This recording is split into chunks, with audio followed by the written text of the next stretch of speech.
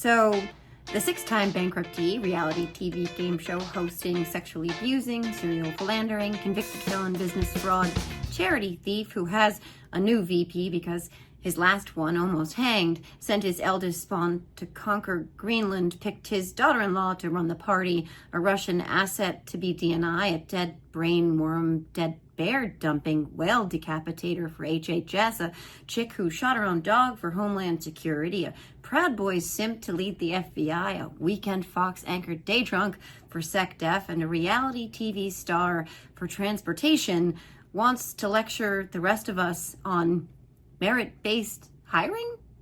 Are you fucking kidding me?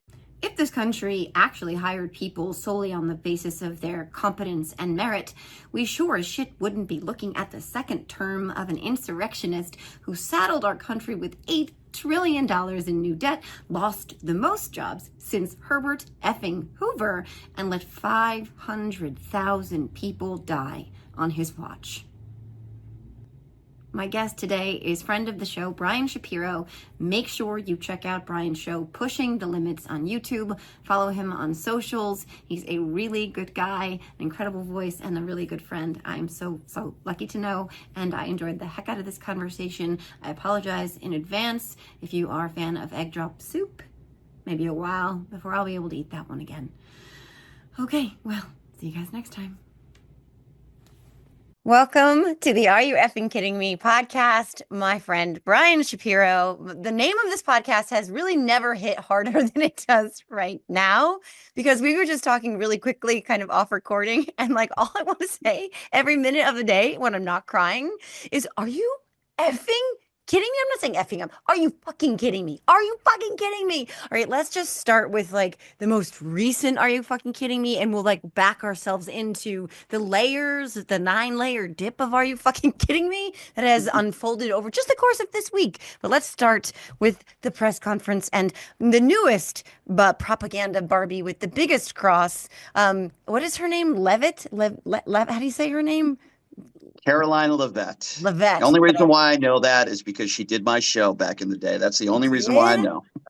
You did. Okay, well, we can unpack that a little bit. But let's start with her press conference. And everyone's like, she doesn't even use a binder. Okay, yeah. If you want to ask me 10,000 questions and I'm going to answer you with lies, I don't really need a binder for that either. It's just kind of like, I'm going to bullshit right now. And I'm going to bullshit right now. And then I'm going to bullshit some more. And I'm going to bullshit some more. So what binder that just says bullshit, like page 25? Okay. So she's having a press conference during which time she announced Trump's announcement that is imminent of the 25% tariffs on basically everyone, like he's Oprah giving out cars. So Mexico, China, Canada, Nancy Mace, maybe, I have no idea. Don Lemon. So there's that, and the Dow is doing what the Dow is doing because America is great again and greater by the moment. But one of the things that she talked about or answered from her bullshit non-binder book was related to DEI hires, and Deucey Light, who I call him, asked if it was safe to fly commercial. And Brian, I didn't see this question, so can you walk people through what just happened? Yeah, I watched the press conference in awe because they basically doubled down. She basically doubled down everything that Donald Trump, said yesterday. And Peter Doocy asked, should it be safe for Americans to fly with all these DEI hires? And basically her answer was, yes, the president thinks it's safe, but two can be correct at the same time. So while she's saying, yes, it's safe, these DEI hires are a huge problem and their safety concerns. I mean, it's completely ridiculous. They're just unhinged. This entire press conference was embarrassing, quite frankly. And I think the last question one of the reporters asked was, Donald Trump had a moment of silence yesterday for the victims and then used some expletives during the press conference yesterday. Is that what he's going to be doing? And then Caroline Levitt called it courageous. She said that him using these words are courageous, and he's speaking for the American people that, quote, maybe don't have the courage. So now it's courageous to swear at a press conference, apparently. You're the president of the United States of America, right? But when Joe Biden called Deucey Light a stupid son of a bitch, he was all like they were going to burn him at the stake, right? Like, right. I'm just amazed. Yeah, exactly. Good point, Joe. I'm just amazed every day. This is going to get worse and worse. I mean, they're begging that this was a transgender helicopter pilot. if they don't blame it on women and black people, they hope that it's a transgender. And then when that's not true, they just move on to the next horrible tragedy. Yeah. Donald Trump making a joke yesterday about swimming when asked if he Ugh, was going to go to the crash site. unthinkable. You go to the crash site. I'm sorry if I'm raising my voice, Joe, but I'm Mm. like at a level 10 of anger Yep. with this administration. You have 13 and 14-year-olds that died. Yep. And he's asked, are you going to go to the crash site? We're not saying go in the water, just go to Mm. the site and meet with the first responders. And his response is, well, what? Do you want me to swim? Yeah, I mean, it you just, can't go to the Twin Towers anymore either, by the way. But yeah. your answer wouldn't be like, "Oh, do you want me to go to the reflecting pools and you want me to go down to the bottom of the?" You don't say that shit because first of all, it's disgusting and insensitive. But also, no, that is not what anyone is suggesting. Obviously, like, yeah. And by the way, yes, actually, there are the flotation devices and boats and craft that can actually get your little saggy septuagenarian psychopathic sociopathic fucking loser body near Yeah. the crash site. Not that you wouldn't be allowed near it because it's an active crime scene, but also right now, still the burial ground, final resting place for some number of people. And that whole thing is so fucking dark and evil and macabre. And it's like, how the collective amnesia settled into so many people in this country where they did not remember. It is what it is. When Jonathan Swan asked him, you have over 1,000 Americans dying a day of COVID. And Trump said, it is what it is. He said, I take no responsibility. He did not stop golfing. He spent every Sunday worshiping at Our Lady of the Perpetual Mulligan. We all remember that, right? But Mm-hmm. for some reason, now we're looking at it again. And we're looking at this, forget the, sympathizer, empathizer in chief, the consoler in chief. We have a fucking Yeah. sociopath. It's like, folks, buckle up. You asked for this shit. Yeah. I mean, I can you imagine? I believe there was a black flight attendant that lost her life, and Mm-hmm. my heart, I feel so much sorrow for all these innocent people that died, including these skaters, Ugh. 13 and 14-year-olds, and their mothers and their coaches. Yeah. And I mean, I'm like crying when I heard about the victims, and we have to fight this shit Yep. with DEI hires, and they want to blame it on women and black people. They want to. He wants to blame Joe Biden and Pete Buttigieg and Barack Obama when he's the one who gutted the FEA. But you know what? Right. I'm not. I didn't want to make it political. I didn't want to blame Donald Trump for this. Can you Mm. just respond like a normal human being with empathy could? That's one of the people can say what they want about Joe Biden, okay? But one of his best attributes, in my opinion, was empathy. When Yeah. we had Oh a God, yeah. disaster, Joe Biden had so much empathy and Mm-hmm. caring for other people. That's what I admired him the most. Yeah. We needed him in an event like this. And instead, Yes. we get DEI hires and Sean Duffy and these complete idiots that nod their head, yes, Mr. President, yes, Mr. President, like the Millers of the world. I mean, it's driving me crazy, and I'm at a level 10 today because I feel so badly for the families and the victims that lost their lives. And today, on day 2, Caroline Leavitt did not have to double down. She could No. have just focused on the victims. If she Mm-hmm. was asked a question about DEI, she could have said, today we're just going to talk about the victims and let the invest. She could have done that. She could have taken the high road. She's just as bad as him. Oh yeah. She's despicable. Yep. Okay. Yep. And they doubled down on this bullshit. Yep. There are families that are grieving. Some bodies aren't even out of the water Oh yet yeah. still. Right. I mean, so listen, I was at a level 10 yesterday. Yeah. I did an X space with Ryan Sheed, who's great. He's also one of my favorites, along with you. And we both agreed that, this should be about the families and the victims and the investigation. Let's figure out how we could not want something like this to happen again and prevent something like this from happening again. And we got to talk about DEI hires. So is that what they're going to do, Joe? I'll ask you.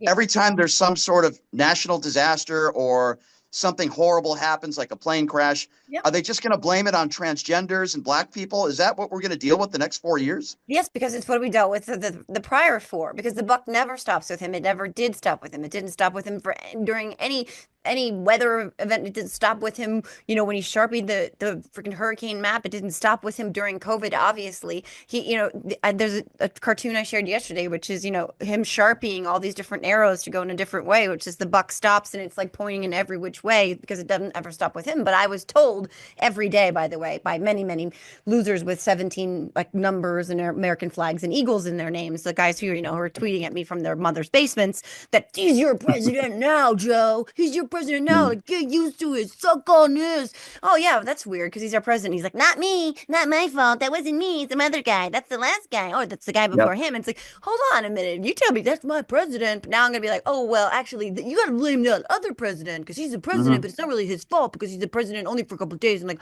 all that other stuff is the other people's fault. And yeah, this stuff didn't happen when Yep. they were president, but he's your president now. Suck on it. Like, it's like, if the buck doesn't stop with you and you're Yep. the head of the executive, you're the president of the United States, you're sitting at the Resolute desk. I don't care if you got a Diet Coke button or what.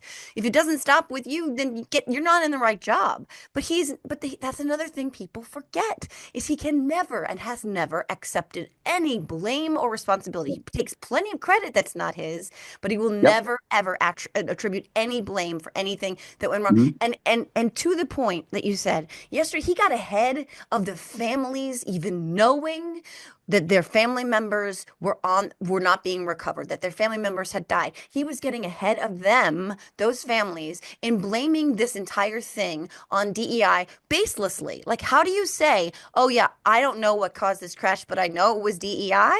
And people are like, well, how do you know it was DEI? Because I have common sense. That's what he said. No, Like, I just you're a racist. You're a right. bigot. That And you can't take anybody. blame.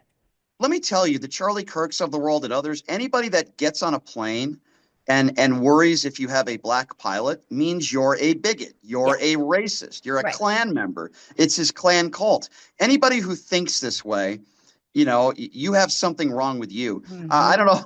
When I go on a plane, I don't care what the color of someone's skin is. There's no evidence to prove that there's any less training for any of these pilots because of No, the color of their skin. There's no no. evidence to prove that. It's all a sham. All this is bullshit. Now, the investigation will tell us probably that someone in the air traffic controller was doing two jobs at once. That's inexcusable. That can't happen. But that doesn't have anything to do with the DEI hire. That No. has everything to do with what Elon Musk did in gutting the money that so many of these people are making. And, these are sick people. That doesn't have anything to do with DEI hires. It has Mm. everything to do with you need to pay more people to put them in positions so somebody's not doing two different jobs. I don't know if that's what caused this crash to happen. Let the investigation run its course. You're right. Let's find out. Clearly, there was a mistake made. It doesn't appear like it was intentional. Let's Mm. find out and let's try to prevent something like this from happening again. But oh my God, this DEI stuff. Oh, They it's did the just, same thing in New Orleans. yes, They they did the did. same thing with FBI agents in New Orleans. They do this every single time there's a tragedy. The wildfires. You just reminded me. I forgot Yes. about the DEI agents with Texas too. Not Yep. Texas. I mean Las Vegas. They Hmm. were all. It was all. I forgot about that. Because I was trying to think of like to formulate a tweet. I was like, it's so weird the way they're blaming. It's DEI for the wildfires in California, and it's DEI for the collision of the helicopter and the American Airlines, and it's DEI that was responsible for a terrorist driving down the streets of New Orleans and Yep. exploding a cyber truck outside of a Trump property. It's like DEI seems like it's awfully powerful. Like if it's more powerful than the president, maybe we should just put Yeah. it in charge of everything because And Joe, you can't beat Joe, it. can you imagine if you're the family of, well, any of the families, of course, but the family of the helicopter pilot? Now, we Hmm. understand that there was a mistake made. We don't know why, but clearly this was a horrible accident, right? Yeah. And then the far right are trying to make it sound like this pilot who just lost his life and his family is grieving that Yeah. he's transgender. Yeah. It just it's so these people are despicable. That's what they are. They're just awful, despicable people. Yeah, and they continue to poke and prod and stoke the worst of us, right? Like those inclinations to say the worst things, to blame something totally irrational for something you can't explain away. But they certainly don't want to put any of this at his feet either, because that would mean that they would have to sort of like look inward as to how they managed to put this person in charge of anything that requires us feeling safe doing anything. Like that's the craziest thing. Like what has he done that should make the American people feel safer in any way, shape, or form? Is it Yeah. releasing the most violent insurrectionists on January 6th back out into the public, some of which have already committed violent crimes again, one of which is dead because they refuse to comply with police? Hello.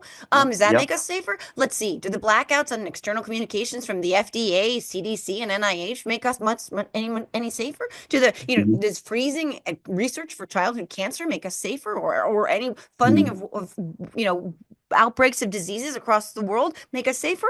No. Like kids with HIV in Africa now are just being like, oh, sorry, the United States used to help you, but we're not doing that anymore because God knows these things never leave their places, right? They don't migrate or go anywhere else. The Right. COVID. But like none Mhm. of this makes us any safer. And gutting the No. FAA, he removed all the people from the advisory board, which was, by the way, established after Lockerbie. Like I'm old enough to remember Lockerbie. I think you are too. Like, I mean, Yep. that was established. And he's like, you know what? We don't need that. Are we safer? No. And by the way, last point I'm going to make here related to the air traffic controllers. It takes 2 years to get an air traffic controller up to speed to be able to handle airspace like the very busy airspace in DC. 2 years, Right. right? He's got a hiring freeze right now, but he's out there telling people that he wants to hire only the competent people to do the job. But you're not putting anybody in the job right now to start the training that they need. It takes 2 years to get them up to speed. So how did what kind of math is that? That the math isn't mathing. Like we're gonna freeze hiring and we're gonna put the most competent people in place. That what does that look like? Because it takes 2 years to get them Yeah. there.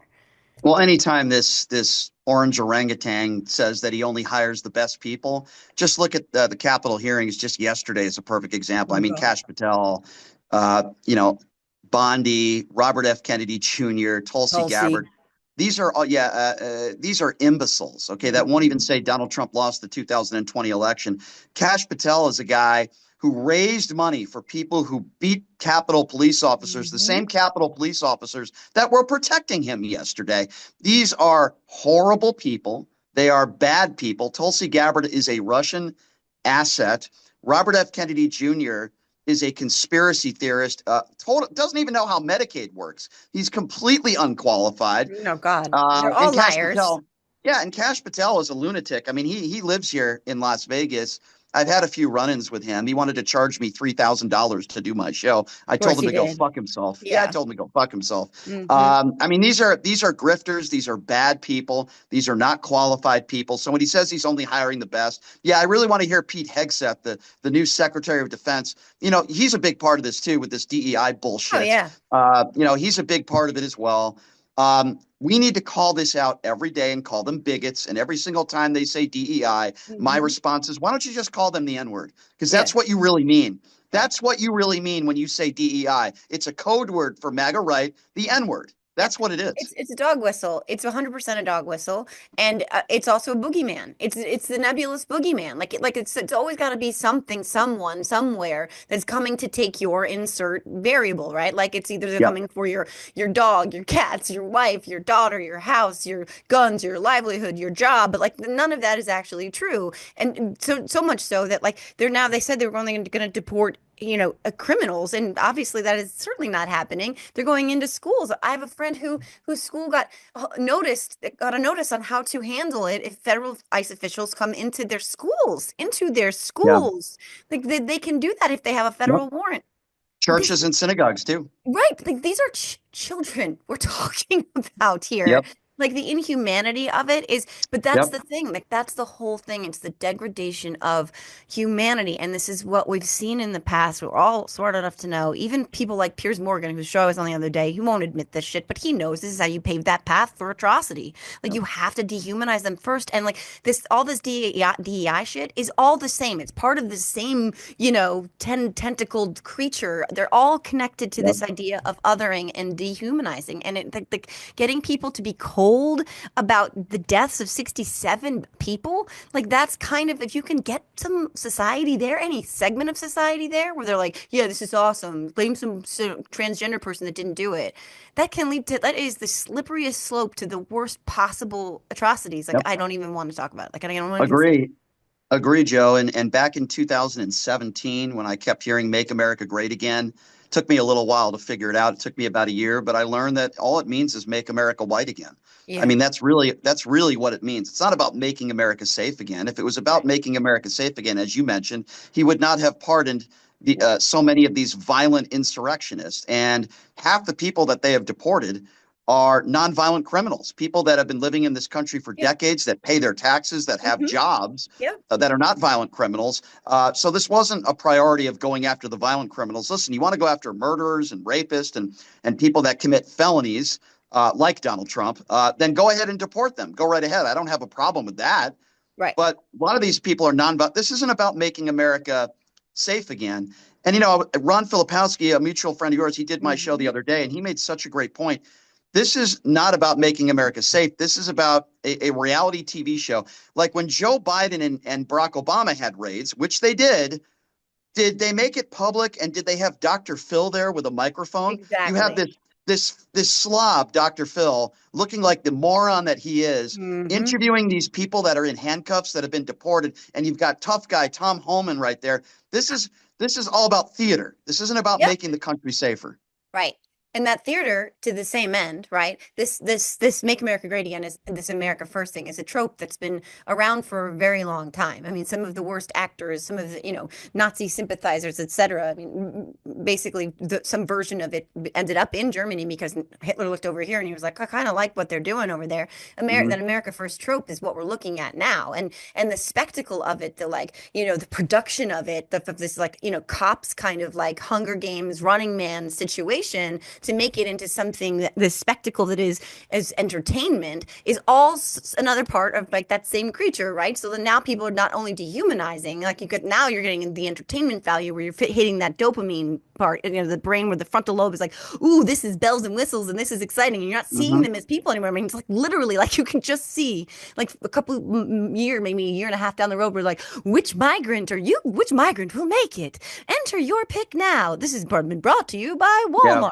Walmart and Chick-fil-A. And it's like they're all going to have like stickers on them, like endorsements, like which companies endorse which Yep. migrants. I know this sounds hyperbolic and ridiculous, but we're also looking at Dr. fucking Phil going on fucking raids Mhm. with human beings and telling the ICE agents to dress for the part. And Mhm. Christy goddamn border Barbie fucking Noam out there in Oh, hair and lashes and nails and makeup and her idiot. cosplaying. Like, first of all, can you wear a police vest that says police if you're not police? Is that like a thing you can legally do? Because I'm I thought pretty that was sure you can. illegal. And she's Yeah. got her hair extensions in, Oh in my front of God. her vest. It's I mean, it really is awful. Joe, I don't know how you feel, but in the last week or two, I've always been concerned and worried that, after Trump won about our country, but I'm scared now. I mean, I'm at the point now where I'm actually scared.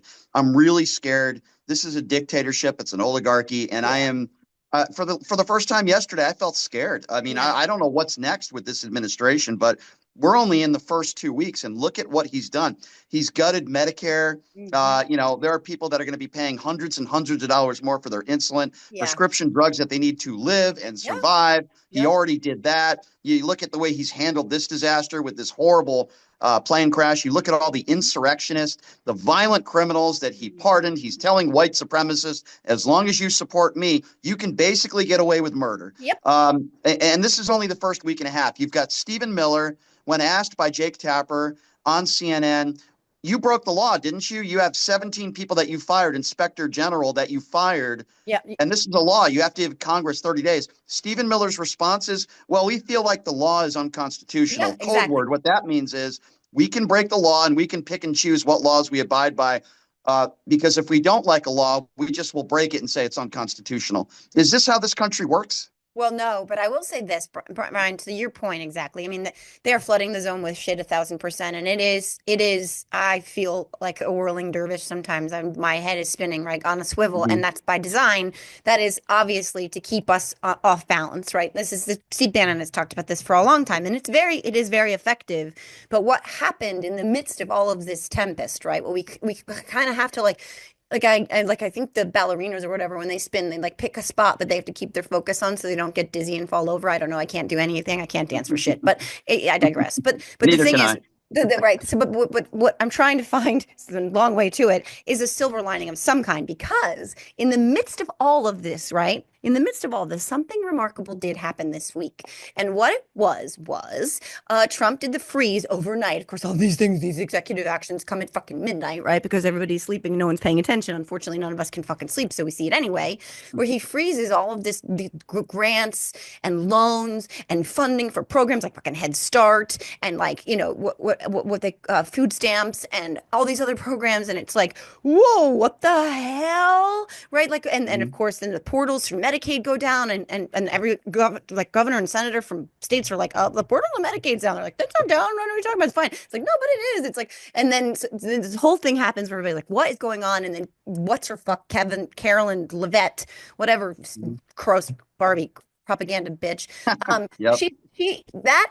So there's public outrage, right? Like all this organic grassroots, like tell everyone you know, like 72 million people need Medicaid, right? Like 72 million. There are teachers and principals being like, what the fuck am I gonna do with Head Start? Like, what am I gonna, there's no funding. Like, and then she comes out and says in a tweet, oh, the funds are still frozen. Like an idiot when they're trying to say, oh no, we never froze the funds because we rescinded the memo. They rescinded a memo. They didn't rescind the freeze on the funds. Then they're trying to Ridiculous. gaslight everybody. And then that fucking idiot, binderless fool, she hoists herself upon her own petard and gives up the game. And a judge goes, and of course, the judge is like, wait a minute, you said you were undoing the freeze, and now you just said you aren't undoing the freeze. So now I'm going to put a restraining order on you. Have to undo this freeze.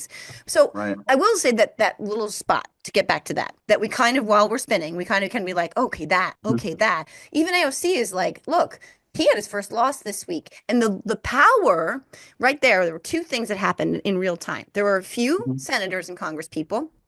AOC, I'm going to point to Chris Murphy, Brian Schatz, Cory Booker. I'm going to point to those folks who were out there going, you guys, JB Pritzker, who's a governor, not a congressperson, but still, you guys, this is happening. This is what's happening. This is what they're doing. Open your eyes. This is what they're doing. This affects all of you. I don't care how you voted or whatever. So you take them pointing it out, and then the organic grassroots, we the people, like, this is happening. Wake up, you guys. This is bad. This is an overreach power. It's unconstitutional, but this is 72 million of you. A lot of you probably voted for him and you were like, oh, but not me. Leopards eating the faces, people faces party, whatever, that thing. But it is going to impact you. And what happened was it ended up putting enough pressure on them that Carolyn Stupid Cross Barbie, she had to put out that tweet, which was and ended up being sealing their own fate. And in a way, we got a little bit of a win out of it. So what I'm trying to say, very long-windedly, but whatever, I've had a lot of caffeine today, is we do still have power. We do still have a voice, and their incompetence, which was the case in 2016, their overreach, which was the case in 2016, their narcissism, their endless sycophancy and taint something that they do will actually be to our advantage because they're not capable of getting a lot of this stuff done without when we pay attention and put pressure on them, they're going to relent and yield and make mistakes, and that's when we stop them. So I will say I feel very disheartened by so much of what I've seen, and that dehumanization is hurting my heart every moment of every day, which is why I wake up honestly like on the verge of tears. If I don't cry several times a day, it's a shock.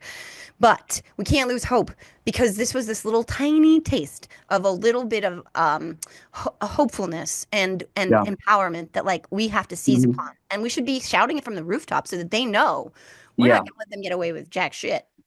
We, I agree with you. We can't lose hope, but we need more people like you. I said that to Jasmine Crockett. She came on my show last week, and I love her to death. We need more people like her. We need Yeah. more voices like you.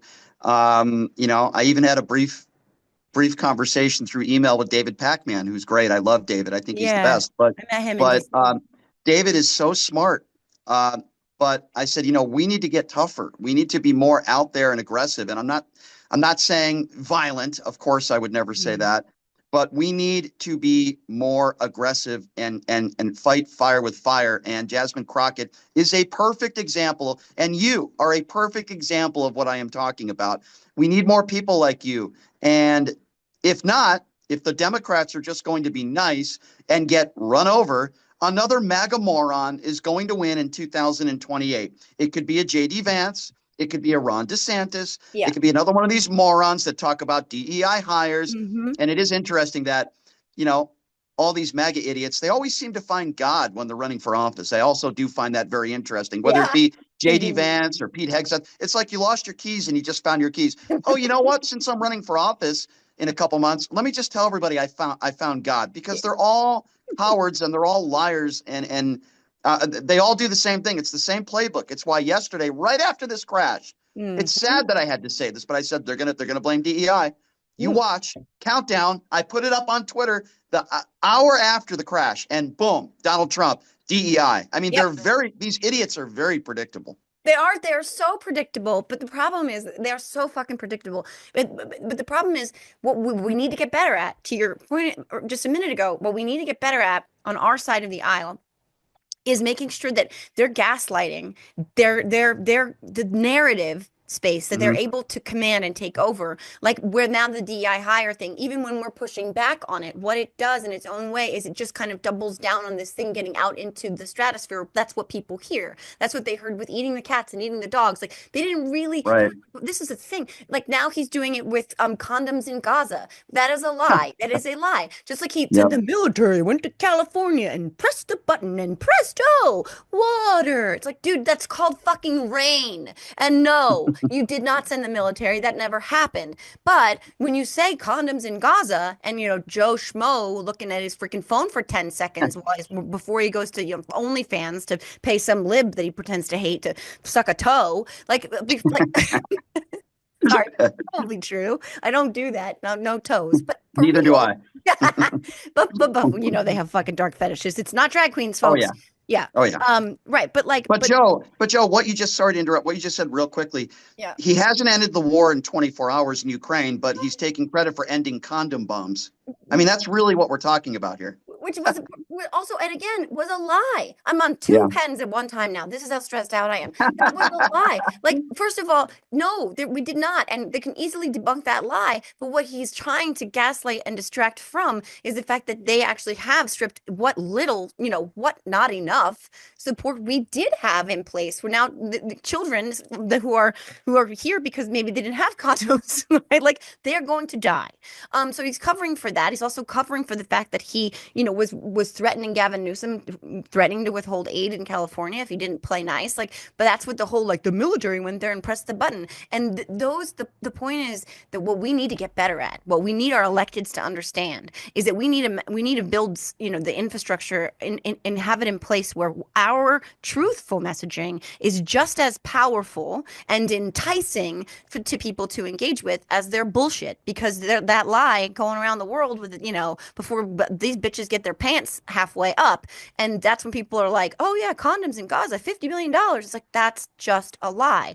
But we don't have the mechanisms in place right now. We have Jasmine Crockett. She's amazing. We need to combine all these forces together so that we Yep. can get the truth tellers and the messengers who know how to amplify the shit in the spaces where people are consuming the shit. And Yep. that's what they're just not getting fast enough, Brian. It should have been in place on January 20th, should have been ready to go, ready, press a Yep. button like you're releasing water in California. But now we're 4 months after the election and we're all going, what do we do? How do we build it? It makes me Yeah. miserable. Well, quickly, I'll just say that, I've had a few people send me messages that listen to my show, Latinas, and they've said, well, we voted for Donald Trump, Mm. but we didn't think that he was actually going to deport some members of our family that are nonviolent criminals. And I didn't say it to them because I do feel for them. Yeah. But deep inside, I said to myself, well, guess what? Then it's your fault because you voted for him. What did you expect? Did you not think that this was going to happen? Project 2025 is being implemented right now in real time as we speak. People that are nonviolent criminals that don't have the proper documentation, that have been living here for decades, right now are being deported. So I don't want to hear from these people now. I don't want to, if you voted for Donald Trump, I don't want to hear from you now. You shouldn't have voted for him. Well, and I will say again, our messages of what you just said, us warning them, they were just getting overwhelmed. They were getting Right. overwhelmed by a lot of the machinery that's been long in existence and building on the other side. And I'm not, and I'm also, it is hard for me not to be like, that leopards eating people's faces party, like, "Oh, I told you so." And in some Yeah. cases, it's like, I fucking told you so. But in Yep. other cases, it's like, oh my God, this rips my heart out. Like, I don't know if that last thing, if you saw that part of the press conference where she was asked about disabled people because Donald Trump is talking about, not only merit and, competency, that's the only way you can get a job. And they're like, well, what do you do with disabled people who, we Yeah. need to employ? And she doubled down. She doubled down on this, like, Yep. well, it needs to be the best person for the job. And then I remembered that Donald Trump's nephew said in his recent book that he was talking about his disabled son, and Donald Trump says Yep. sometimes you need to just let them die. Yeah, Like, he did say how, that. Yep. and and so like the finding out the folks that are having their faces eaten by the fucking leopard right now, it's like, but Mm. in that community in particular, like as a person who worked with disabled and autistic children, preschoolers for a long time. Like, I Hmm. know that people vote across the spectrum everywhere. And I know in that community there are not certainly just, Democrats by any stretch of the imagination. So now I'm thinking about these children that their parents would not fucking listen. And Yeah. that now their parents have voted for someone who will discard their child. He's already gutted those programs, the federal funding on those programs for those kids who rely on them. But like, that's when I'm like, oh God, like it doesn't feel so goddamn gratifying to Yeah. be like, I told you so.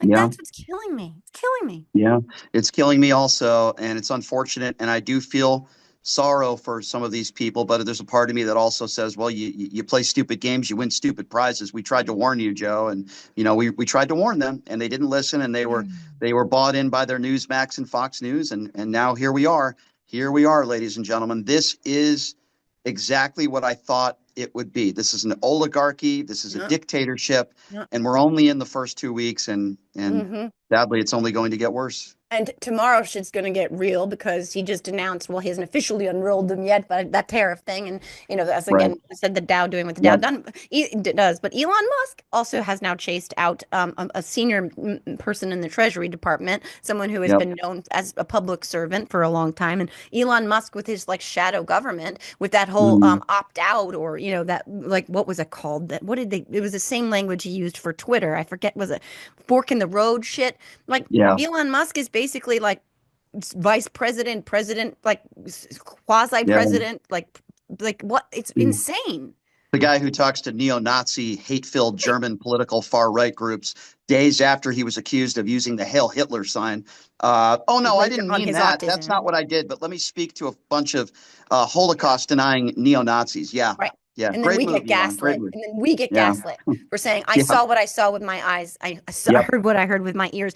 But no, you didn't. Right. That's what we're up against. But Yep. Brian, that's why we have to keep doing this. We have to keep having these conversations. We have to keep Yep. that eye as we spin on those things that give us a second to be like, okay, that's the way. That's the way. And they Yep. cannot comply ever. I don't want to fucking hear John Fetterman. I don't want to hear him confirming RFK Jr. I swear to Christ, I will drive my ass to Pennsylvania and I'll knock on his office door and I'll be like, John Fetterman, Yeah. that is some bullshit right there. Like, That would disappoint me. I agree. and who the fuck knows what he's going to do? I mean, Yeah. Andy Kim, I love you, Andy Kim, my newest senator, but he voted to confirm, Secretary of Hot Tub Sexportation, Sean Duffy, because I'm old enough to remember that shit, y'all, where he and his Yes. Christian wife met while stupid, Yeah. as my friend said, making egg drop soup in a hot tub on TV. Okay. I am stealing that 1000%, although it's disgusting, but it is nonetheless Yes, it evocative is. of something. But yeah, so laughing helps, right? Truth Sure. telling, calling out the bullshit. You have a really good relationship with Don Lemon, and I will say this: I'm loving Don Lemon in this iteration of his career because he just does not have any fucks left to give.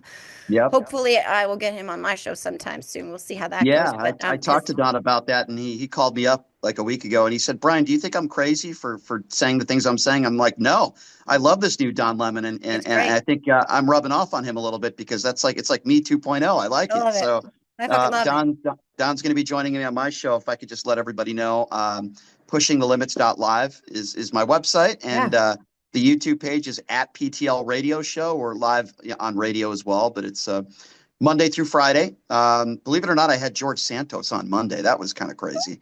I get him from Jasmine Crockett to George Santos. You never know who you're going to get Jesus. on Pushing the Limits. But Joe, I love what you do.